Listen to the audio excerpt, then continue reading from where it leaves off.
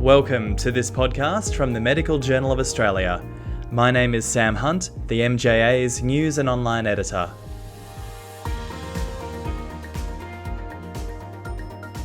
Today we are discussing new cardiovascular disease guidelines. This is the first major update to the cardiovascular disease prevention guidelines in over a decade.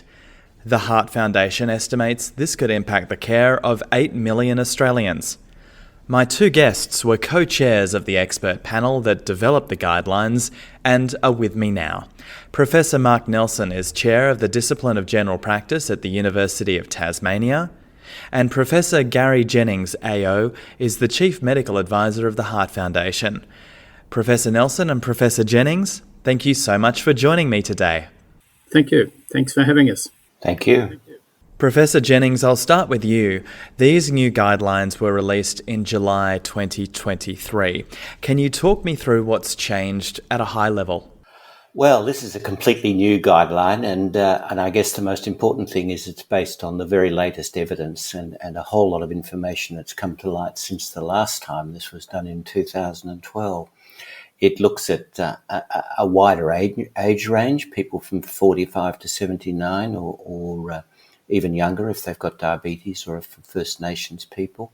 It involves a new calculator that's got a whole lot of different variables in it, as well as the classical ones like blood pressure and lipids and smoking. It's very flexible. It allows clinicians to have a look at what the calculator produces and then to reclassify based on other information they know. And I think another thing which might be a little strange at first is that because we've had reduced rates of cardiovascular disease in the community, high, low and medium risks are different percentages to what they were previously. So low is less than 5, 5 to 10 is intermediate, and greater than 10 is high risk. So everything's different really, although it's certainly, you can trace its pedigree to the previous approach. And Professor Jennings, what are the benefits of these changes, particularly for GPs and for patients?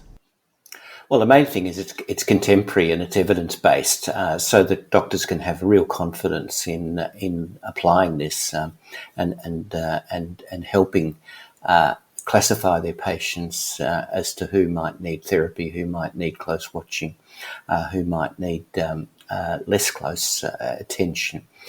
We would expect it'll be more precise in predicting risk, and it certainly incorporates a whole lot of new evidence and things that have not been, we've known are important, but haven't been in these risk guidelines before, like socioeconomic status, atrial fibrillation, whether people are on treatment, mental illness, all sorts of factors that we know are important are now incorporated into the guideline.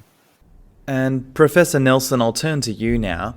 How has the Predict1 algorithm been changed? Well, firstly, we wanted an algorithm that used contemporary data sources. As Garry said, the guidelines haven't been updated for 11 years. They needed to incorporate established CVD risk factors such as cholesterol, blood pressure, diabetes and smoking, but also needed to consider ethnicity and social deprivation measures to improve health equity. We also wanted an algorithm that used global CVD events and deaths as outcomes, had population representativeness, excellent model performance and external validation in populations similar to Australia. Lastly, we needed it to have the ability to be recalibrated and modified based on Australian disease incidence and risk factor prevalence. So of all the international algorithms that we looked at, Predict best met these requirements. Once we'd identified Predict, Emily Banks' group decided to remove Maori data because they were incompatible to Australian First Nations people. And then they recalibrated it to the Australian population using Australian and New Zealand CVD mortality data. And Professor Nelson, what are the new reclassification factors? Well, the new reclassification factors include ethnicity, which includes Indigenous status. Interestingly, ethnicity can either shift your risk estimation up or down according to the ethnic or cultural group you belong to. Family history of premature cardiovascular disease, severe mental illness, kidney function, and also the results of coronary arterial calcium score. And can you also talk me through what are the new percentile ranges for the CVD risk categories? Those percentage cut points have actually come down, but the classifications will probably not lead to much change in the number of people who are classified at high risk and who are recommended to have pharmacotherapy. The category risks now are less than 5%, which is considered low risk, 5 to 10% intermediate risk, and high risk at 10%. We still have stuck with 5 years rather than 10 years, which are used in other international guidelines, because that's a patient preference. And originally in New Zealand, it was also that the pharmacotherapy evidence for benefit of reducing risk was based on clinical trials that in the main run for 5 years. And so, Professor Nelson, do you expect more patients to be classified as high risk? No, our algorithm group estimates similar numbers will be identified at high risk and therefore be recommended pharmacotherapy. I've been comparing risk classifications in my own patients as I work as a GP, just as they come through the door using the old algorithm and the new algorithm. And they do give you similar categorizations of risk and therefore treatment recommendations. However, what has changed is the accuracy of information that we give our patient. The old equation over time was routinely overestimating risk. The more contemporaneous predict equation now gives us more accurate information that accurately estimates risk for our patients. And Professor Jennings, can you talk me through the 5 CVD risk assessment steps? Certainly. Well, you've got to begin with deciding who you're going to apply this to and who you're not. And we don't apply it to people with known cardiovascular disease. We don't apply it to people with moderate to severe chronic kidney disease or with familial hypercholesterolemia because we know they're already at risk. I've talked about the age ranges, all people aged 45 to 79. People with diabetes, it's a little younger, 35 to 79, this can be used in. And in First Nations people, 30 to 79. Although, of course, there are recommendations that First Nations people should have their risk factors assessed from the age of 18. But that's when this guideline kicks in. You then use the calculator, and the calculator is the beginning of the risk classification. It's not the end. It has the classical factors like age and blood pressure and lipids or cholesterol, sex, and whether or not people smoke. We've got some new ones like whether people are on blood pressure or lipid or antithrombotic therapies. And then there are some optional variables which we know will improve the accuracy. We use postcode as a marker of socioeconomic status. A history of atrial fibrillation is important. And then we've been used to thinking of everybody with diabetes being at high risk, but the predict equation is actually able to identify people at high, medium and low risk with diabetes with a special equation. And if you've got that information available like urinary albumin, GFR, of course BMI, HbA1c, whether they're on insulin, how long they've had diabetes, they can be put into a special sub-equation to better predict risk.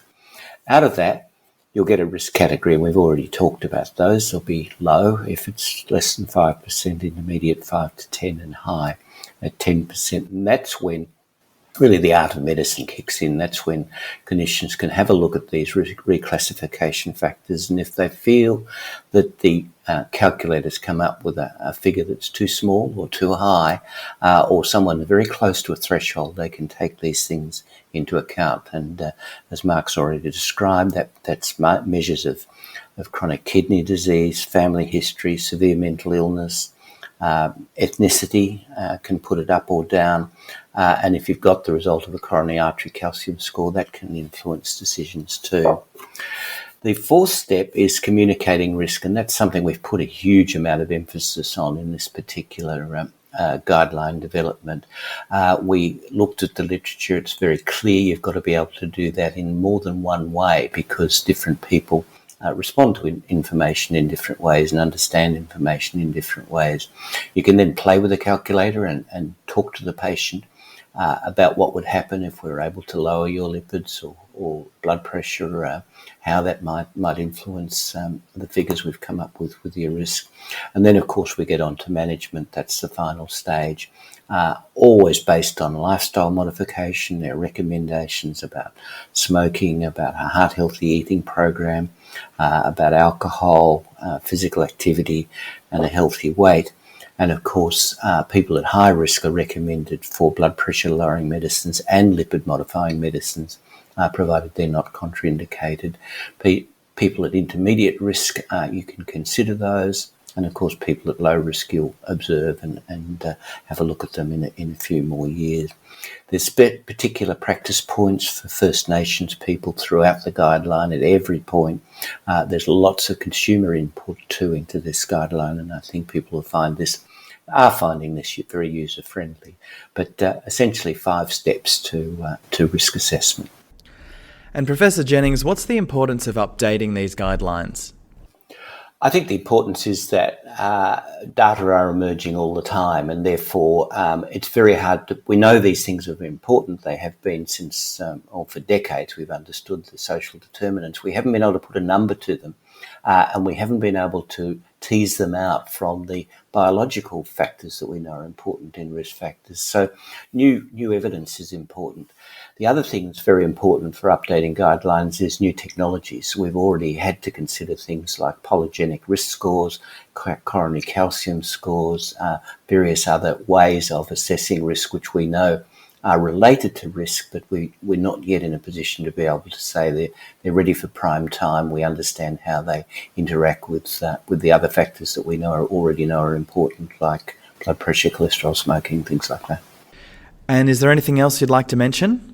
This new guideline, I think, will be extremely useful for the 8 million Australians that are eligible and will save lives, but it won't do anything unless it's used, unless it's implemented, unless people are educated on what it means and embedded in clinical software, and all that is the next stage. Developing the guideline is the easy bit. It was hard, but it's the easy bit compared to implementation. We've got to see this used by clinicians throughout the country, the benefit of their patients. The whole guideline and the background to it and a whole lot of supplementary material is available on cvdrisk.org on the website, or you can access through the Heart Foundation or other members of the Chronic Disease Prevention Alliance websites. That's the full bit, but we will be publishing it in relevant medical journals, not just the Medical Journal of Australia, but also some of the industry journals. Will be presenting it at various scientific conferences and doing everything we can to make sure that this message gets out to the appropriate people. Professor Nelson and Professor Jennings, thank you so much for joining me today. Thank you, Sam. Thank you very much. My 2 guests have been Professor Mark Nelson and Professor Garry Jennings. Professor Nelson is Chair of the Discipline of General Practice at the University of Tasmania, and Professor Jennings AO is the Chief Medical Advisor of the Heart Foundation. They both worked as co-chairs of the expert panel that developed the guidelines. You can find a link to the guidelines in the description of this podcast, and you can find more podcasts on our website at mja.com.au or wherever you get your podcasts. Thank you so much for listening.